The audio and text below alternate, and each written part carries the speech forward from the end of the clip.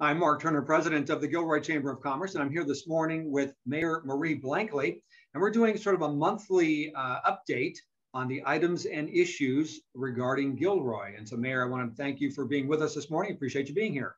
Thank you. Good morning.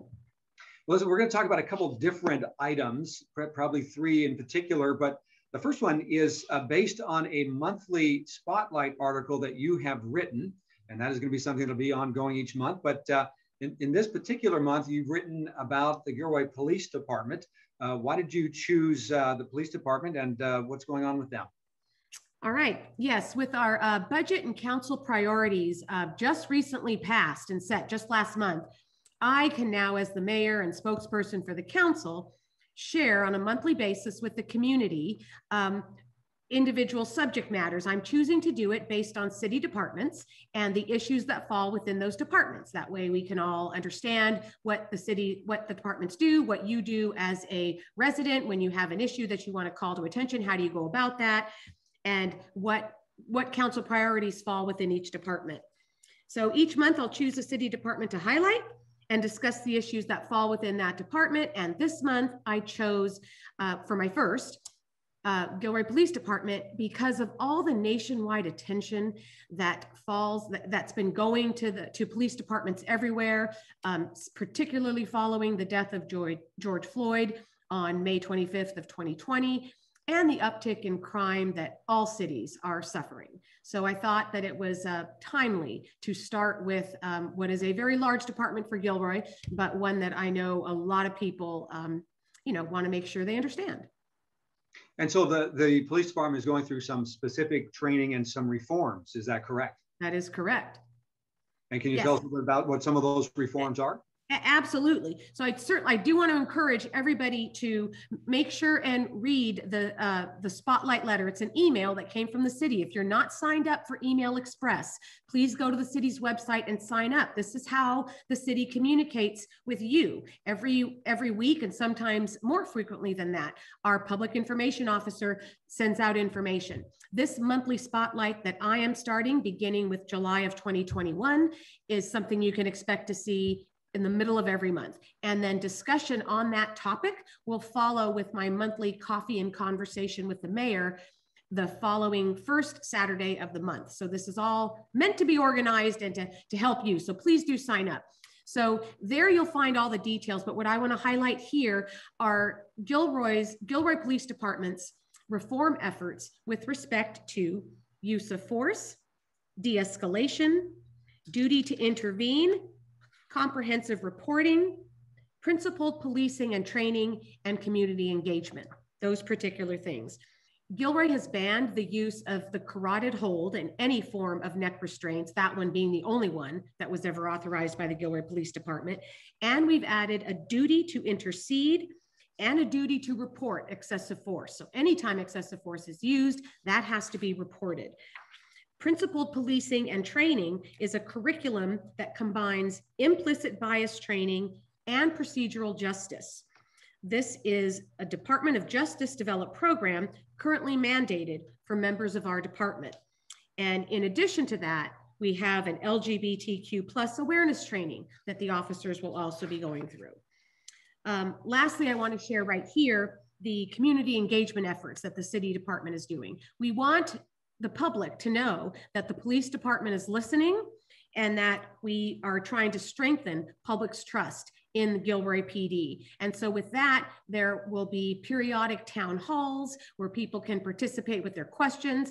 As I said, the monthly conversation and coffee with the mayor, first Saturday of August 7th, by the way, in Gilroy Police Department's community room will be myself and Police Chief Espinoza to answer anybody's questions that come up as a result of anything you read in the spotlight that I just put out or anything that I'm saying here.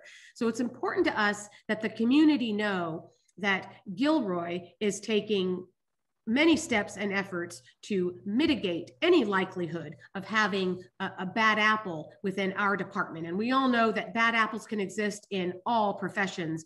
And the best we can do is be aware of it and take measures for controls and training to mitigate the likelihood that you have that within any profession.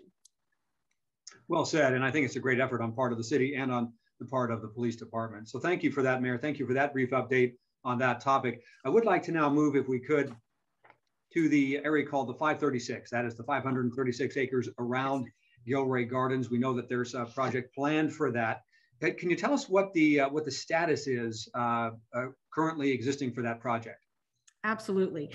So the city of Gilroy put out some information that requested bids from companies that might have a suggestion or an idea of how we could better utilize all of the 536 acres that the city owns where the Gilroy Gardens amusement park is. Keep in mind that the amusement park comprises 70 of the 536 acres.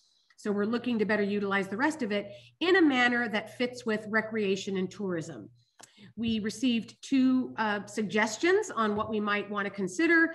We would like to move forward with one of those two, but we are currently being held up by the new requirement from SB 330 that was effective January 1 of 2020 that says whenever public property is being suggested, publicly owned property that is currently not being used, and you're suggesting putting some kind of use on it, you must first see if there is any interest by any developer to put affordable housing on that land.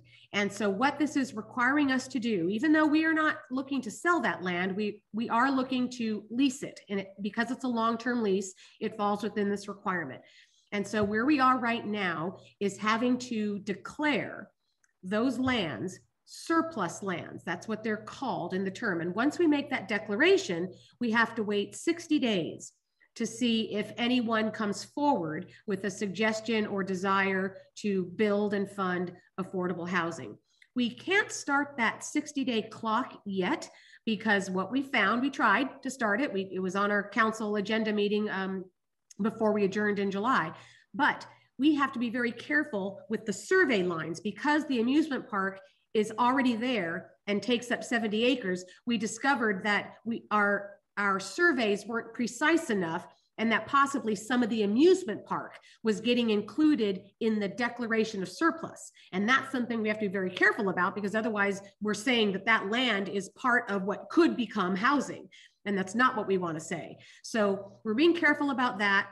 Once we get those surveys done, we can start the 60-day clock and then we have to wait for the 60 days to expire.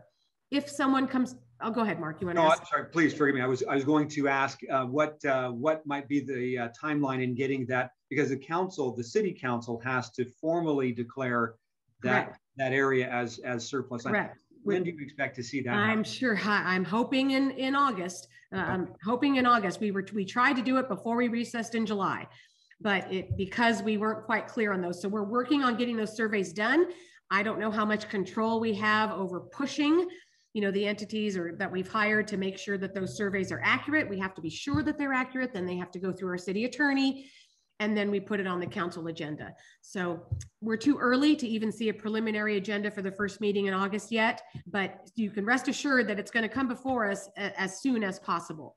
We want that done. And then we wait. And if housing development is proposed, then we've got a new issue that we have to deal with because it's good. That would stop us from being able to develop it in any other way. We'd either do nothing or have to go with what this housing would look like. Okay, very good. Well, I guess we're just going to wait 60 to 90 days to really know what we're looking at with regards to that project. Unfortunately, yes. Now there's another project that we're working on in town, and that's very exciting, the opportunity at the sports park with regards to the Sharks Ice. Can you give us an update on that project? I can. At our last council meeting, that was on our agenda to approve a little more money, more than our city administrator is allowed to do on his own, so that we can have our consultants, EPS, who are the financial consultants, help us determine what they're doing is telling us what the range of money is that the city can expect on a monthly basis from the operations of the Sharks in Gilroy on 2 ice rinks so that we know how much money would be coming towards us to pay the monthly obligation on the bond that the city would have to get to construct these ice rinks. So the sketch of the plan that the public can certainly be aware of right now is that the Sharks would like to build 2 ice rinks under a single roof that would be about 100,000 square foot footprint on the ground at our sports park. And within that 100,000 square feet, they are offering certain amenities that would be for the city use only, not for Sharks to work with, but an indoor pool, a gymnasium, locker rooms, things of that nature that the city could enjoy from a recreational standpoint, something that we definitely need, something similar to the CRC, in Morgan Hill. And this is a great opportunity for us to get that, because once we get the bond that supplies the money, the Sharks would actually build all of it. We wouldn't be building it. So it starts with getting the bond, determining how much of a bond, what are the monthly payments on that bond, and how much can we count on from the Sharks to cover those monthly payments. So what I'm hoping to bring to the community, hopefully by the beginning of September, so that the community members can start weighing in and putting in their 2 cents, and people can start sharing how they feel about what these obligations are, would be to the extent that there's a shortfall, right, from what we can expect from the Sharks, the range, and the cost of the bond, what would you like to see? Because the numbers we think, and these are just rough numbers, is that we're going to be looking at a $60 million bond, 40 of which is for the Sharks to construct their needs, and 20 of which would be for the pool, the gym, and these other things that would be for the city use. So it's kind of important that the public understand that with those amenities comes this cost, whatever that shortfall is, and how important is it? Because again, it's a way to fund recreation things, but we've got to look at where that money is coming from. We don't want it to come out of the general fund to any degree beyond what is intentional, right, from the beginning. So it would be a lease, by the way. This again would be, the city owns this land. The city owns a sports park. The Sharks would be leasing from the city. The city remains the owner. It would be a long-term lease, 25 to 50 years. And it is the terms of that lease that establish the payments to the city. So that's where we are there. Okay, and should this be successful and get built, what are the types of activities we could see under that roof on those 2 ice rinks? Yeah, well, on the ice rinks is up to the Sharks, but they're saying that there's a lot more to do there than just people who ice skate or play ice hockey. But it's kind of a form of entertainment venue, a lot like what SAP can get used for. In San Jose, you can have concerts and events and, all these kinds of things. It's meant to be really, for the city of Gilroy, it would be an anchor to that sports park to then attract all kinds of other uses, whether it be, hotels and other recreational things. I mean, that's what we want. Is we have the sports park that we purchased, I think it was in 2000, at a fairly low cost because it's in a flood zone, but it sits there. It's great for what's there right now, but that's not nearly what we hope it will be. We want it to be this actual sports park, a big sports park. So this is an opportunity that is a game changer, because the Sharks are an excellent anchor for whatever else could come. But it's a big deal. We just got to make sure the money works. Yeah, and it really would have a significant impact in a positive way on the entire community and the city with potential revenue, and our downtown with potential there for restaurants and other activity. Yes. in our downtown. A huge draw to Gilroy, and within the resolution that the city council declared of Gilroy being a recreation and tourism destination. So not to mention the jobs that would be there too, that would all come from it, but they are jobs within the recreation and tourism industry. Well, Mayor, thank you so much for your time today. We certainly appreciate that. And until next time, next month, we'll talk with you again. Awesome. All right. Bye, everyone. That does it for now. I'm Mark Turner, President of the Gilroy Chamber of Commerce.